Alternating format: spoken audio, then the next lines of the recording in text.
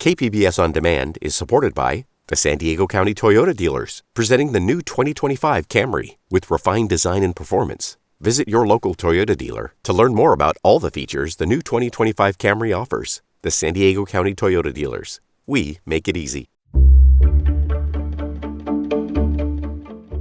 Good morning, I'm Debbie Cruz. It's Monday, May 1st. There's no clear plan for processing thousands of migrants once Title 42 is lifted. More on that next, but first, let's do the headlines. A San Diego judge last week ordered to unseal videos of the alleged gang rape of a teenage girl by members of the SDSU football team.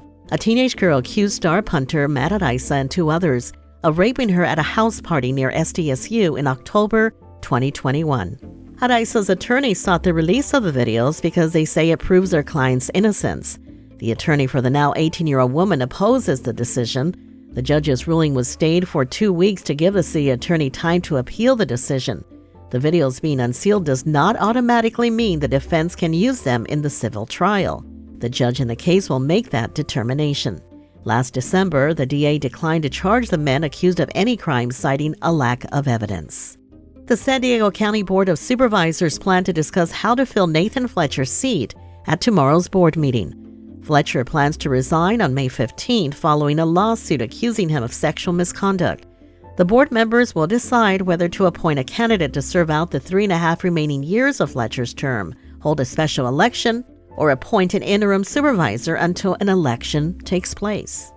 The city of San Diego has reached a tentative agreement with labor unions representing more than 60% of the city's workforce. The agreement includes pay increases over the next 3 years, equity adjustments, special assignment pay, and more. According to Mayor Todd Gloria's office, the agreement will become final once the union's membership approves them and the city council gives its final approval. From KPBS, you're listening to San Diego News Now. Stay with me for more of the local news you need. KPBS On Demand is supported by Splatero, helping homeowners pay off debt or for home improvements by offering streamlined access to your home's equity with no additional monthly payments or new debt. Splatero provides a lump sum payment in exchange for a share of your home's future value. Learn more at splatero.com.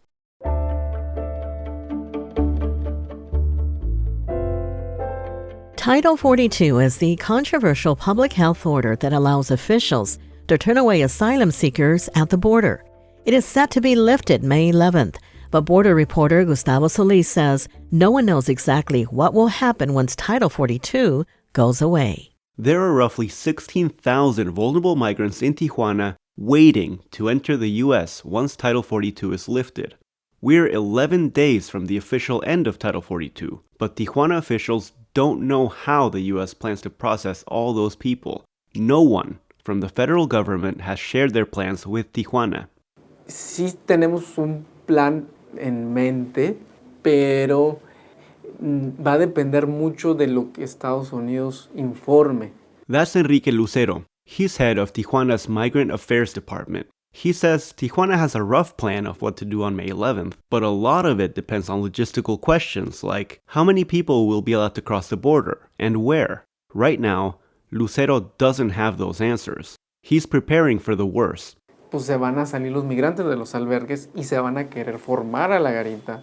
On May 11th, he expects thousands of migrants to leave their shelters and form a long line outside the port of entry. Entonces, ¿qué va a pasar? Esos migrantes se van a quedar allí, dormir allí, comer allí hasta que sean atendidos. They will eat there, they will sleep there, they will live there. Lucero says that if the U.S. only allows a couple of hundred migrants to enter the country each day, it will be chaos at the border. Tijuana's migrant shelters are already at capacity, and they expect even more people to come to the border once Title 42 is lifted. Basically, we're getting prepared, we're constructing to be able to receive more people. Pastor Albert Rivera runs the Agape Migrant Shelter in Tijuana. We do know that a lot more immigrants are going to come now that Title 42 is going to be taken away. About 650 men, women, and children live in the shelter. The kids play soccer all day while their parents cook and get ready for a shot at asylum in the U.S. Rivera says most migrants think that their journey is over once they enter the US, but that won't be the case. More than half of all asylum claims are denied, according to federal data. So he's trying to help get them ready to fight their immigration cases in court. We focus on evidence, documentation, help them with all that. So we tell them, okay, you want to do the things legally, you want to win your case and everything. Focus on the evidence and everything. Be a little bit patient. Once Title 42 is lifted, migrants will go through the expedited removal process. Under expedited removals, migrants will be given a credible fear interview. Those who pass are allowed to pursue asylum claims. Those who fail are deported. The Biden administration has said it's going to be surging asylum officers and other resources down to the border to carry out these interviews. Aaron Reichlin-Melnick is policy director at the American Immigration Council, a pro-immigration think tank. He's been following the Biden administration's transition away from Title 42.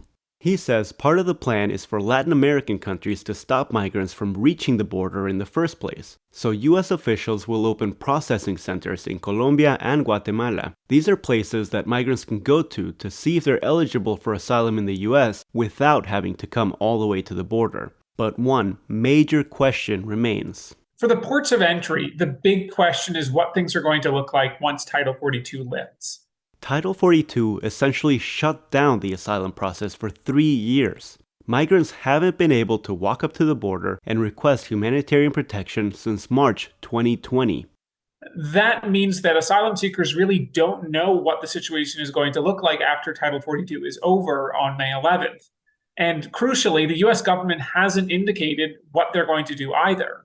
KPBS plans to be at the border on May 11th to find out exactly what happens. Gustavo Solis, KPBS News.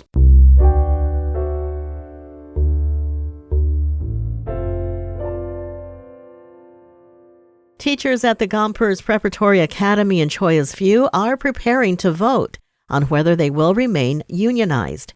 Education reporter M.G. Perez tells us why educators there are divided. In 2019, the San Diego Education Association, which represents teachers in San Diego Unified, got enough support at Gompers Preparatory Academy to convince a majority of the teaching staff to join.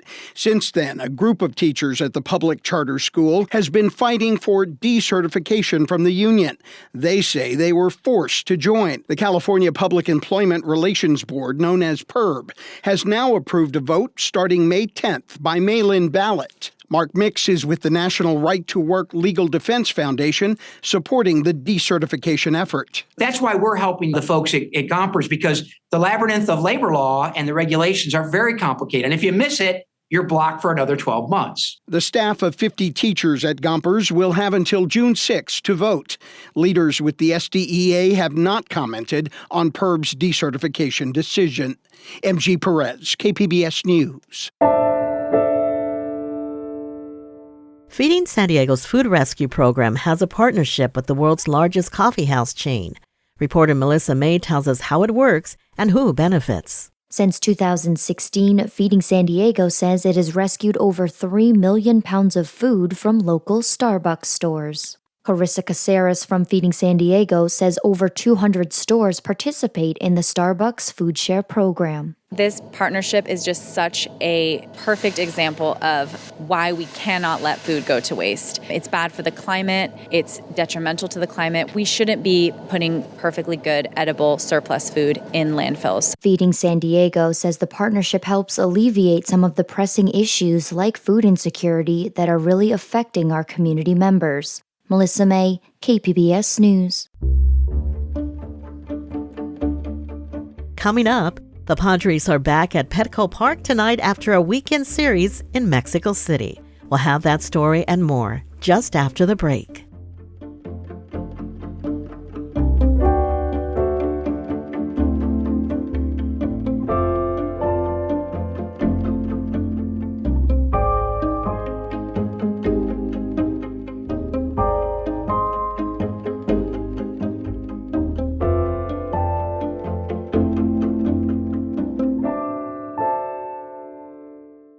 KPBS On Demand is supported by Latino Legacy Foundation, presenting their Storyteller series, Reach for the Stars with Ellen Ochoa, the first Latina astronaut, former NASA director, and San Diego native, Sunday, June 29th.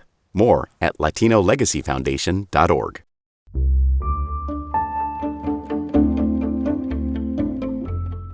The San Diego Padres faced the San Francisco Giants in 2 sellout games over the weekend at a stadium in Mexico City, packed with fans from both sides of the border. Reporter Jacob Baer was there. Mexico! Mexico! Mexico!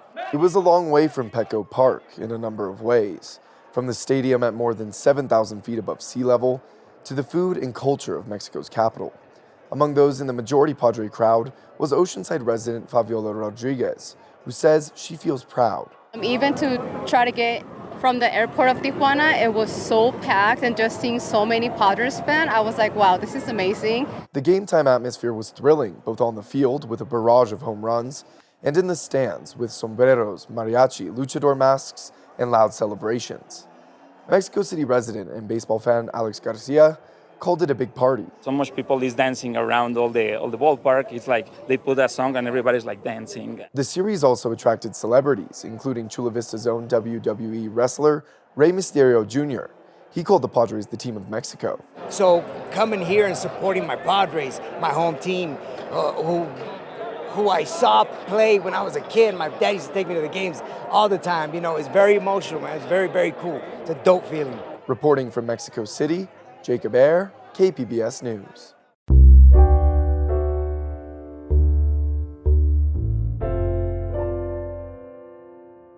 Actress Rachel Weisz was a fan of David Cronenberg's film Dead Ringers. She saw the story of twin brother gynecologists as a ripe for a gender flip. Film critic Beth Accomando was surprised by the results. As a fan of David Cronenberg and his 1988 film Dead Ringers, I approached the new Prime Video remake with trepidation.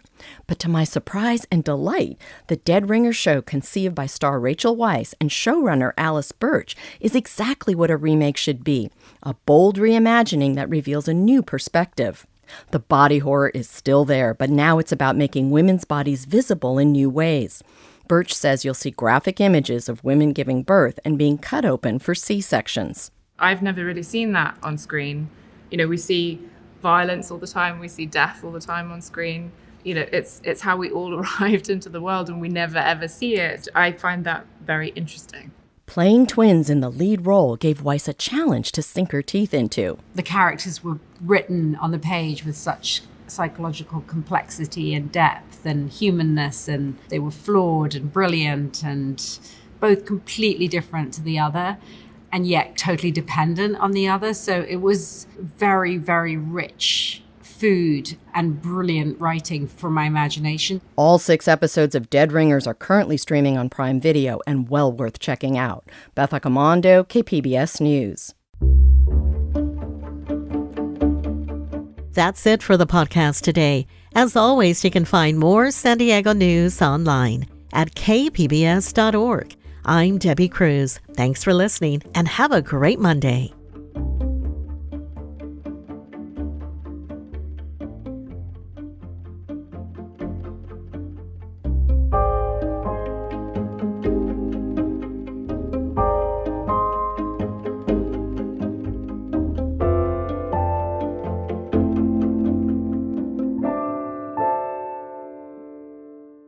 KPBS On Demand is supported by Paint Care, offering households and businesses in California more than 800 leftover paint drop-off sites for recycling. Quantities of 100-plus gallons of paint may qualify for a large volume pickup. Learn more at paintcare.org.